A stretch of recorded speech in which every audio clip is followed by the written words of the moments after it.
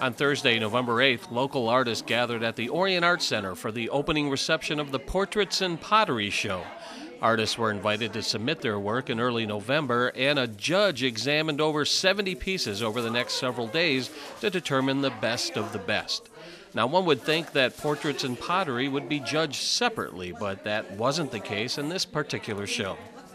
Well, they were judged together, and much of the pottery and the sculpture had an element of a portrait in it, and which made it really interesting. And the juror, Christine LeKine, she has a pottery studio, but she is also a painter.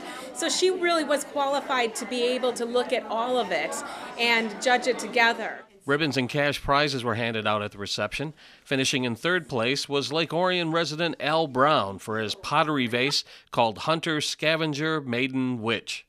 Mike Hendricks received second place honors with this incredible piece.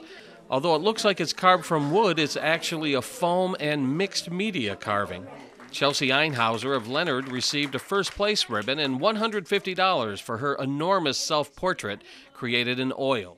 It was a final project in my portrait class with Nancy Meter down at College for Creative Studies, and she wanted us to go big and to push ourselves with a bigger challenge.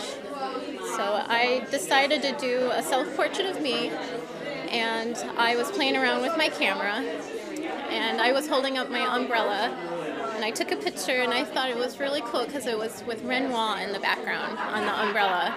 And then when I was painting the corduroy jacket, I thought of Van Gogh and came up with the name Eclectic because it had you could see different styles of artists in that painting.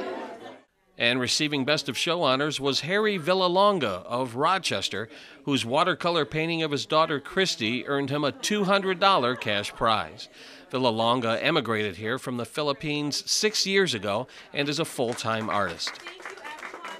Because of my drive of my daughter is the model, and as I was like painting her, it's like for me, the painting is already a winner for me because she was my daughter.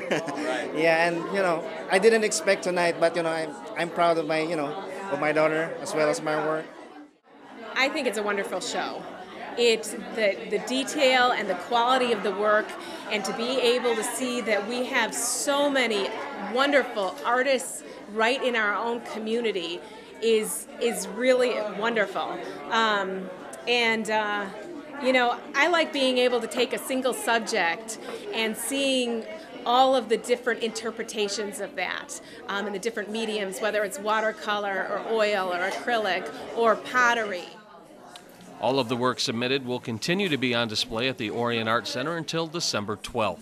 Hours are Wednesday through Friday from noon to 6 p.m. and Saturdays from 11 to 3 p.m. From the Orion Art Center, this is Joe Johnson reporting for ONTV News.